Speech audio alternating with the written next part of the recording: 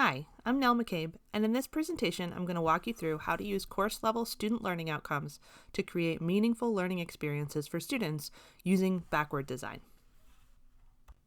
So what is backward design? Essentially, it is what it sounds like. It means thinking about where you want your students to be by the end of your course, figuring out how you'll know if they got there, and working backwards to construct activities, assignments, and other learning experiences to help them achieve those results. Starting with clear, measurable outcomes is really important, and it certainly is a topic that deserves its own presentation. But for now, what you need to know is that course-level student learning outcomes should be explicit and measurable. What do you want students to be able to do or produce by the end of your course using the knowledge and skills they've gained along the way? I always find it useful to think of a task as a series of questions. What do I need to figure out? For backward design, the questions you need answers to start at the end. What should students learn over the course of the entire semester? These are your learning outcomes, what students should be able to do by the end of the course. Then you need to figure out what they will look like. How will you know whether a student has achieved the desired outcome? This can be a project, a presentation, a test, anything that gives students a way to demonstrate what they've learned. As with any assessment, you'll need to determine the criteria. How will you measure the student's demonstration of their learning? Then the hard part, or if you're like me, the fun part. What kinds of learning experiences, activities, assignments, etc. can you design that will help students acquire the knowledge and build the skills they need in order to successfully demonstrate their mastery of the course learning outcomes? And finally, what you will need in order to make those activities and assignments happen. This could be things like class time, online discussion boards, scrap paper, textbooks, whatever time or space or tools you'll need in order to make those activities happen. So that's the big picture step by step. But it's useful to break it down further. After all, course-level learning outcomes are usually pretty big, and it would be tricky to design just one activity or assignment that would build all the complex concepts and skills students need to be successful. So the next thing you want to do is to take your big learning outcome and break it down into a bunch of little ones.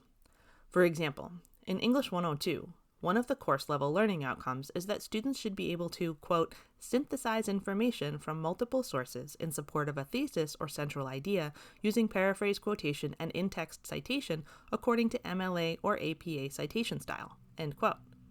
That's a lot. Developing a thesis statement, using academic citations, incorporating quoted and paraphrased material, and that's just the tasks that are explicitly stated in the learning outcome. There are often additional expectations hidden beneath the basic language of our outcomes, some of which contain underlying assumptions about what students should already be able to do before they enroll in our courses. What about breaking down and understanding the meaning and context of those multiple sources, or understanding how and why we use in-text citations?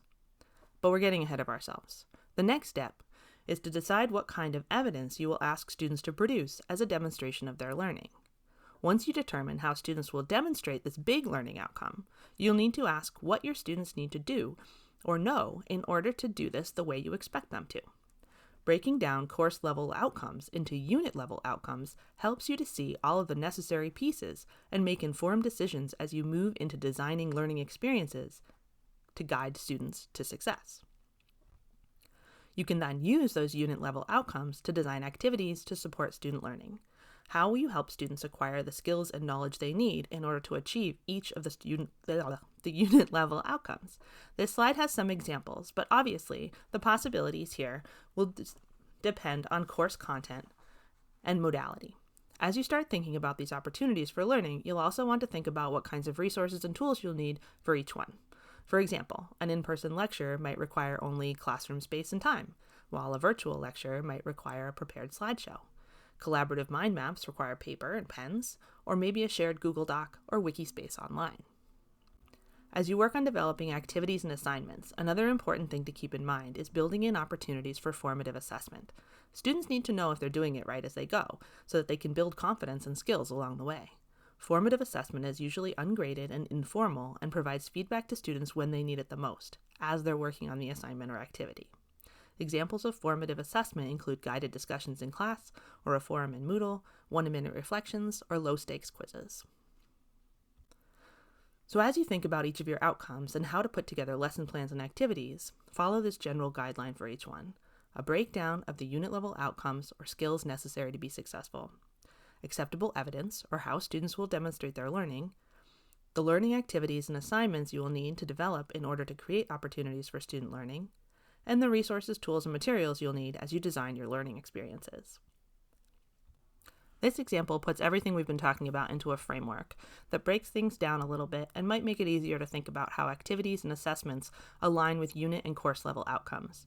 Breaking things down into chunks not only improves student learning, but it can also help us as teachers have a clearer idea of how the pieces of our course fit together and align with student learning outcomes.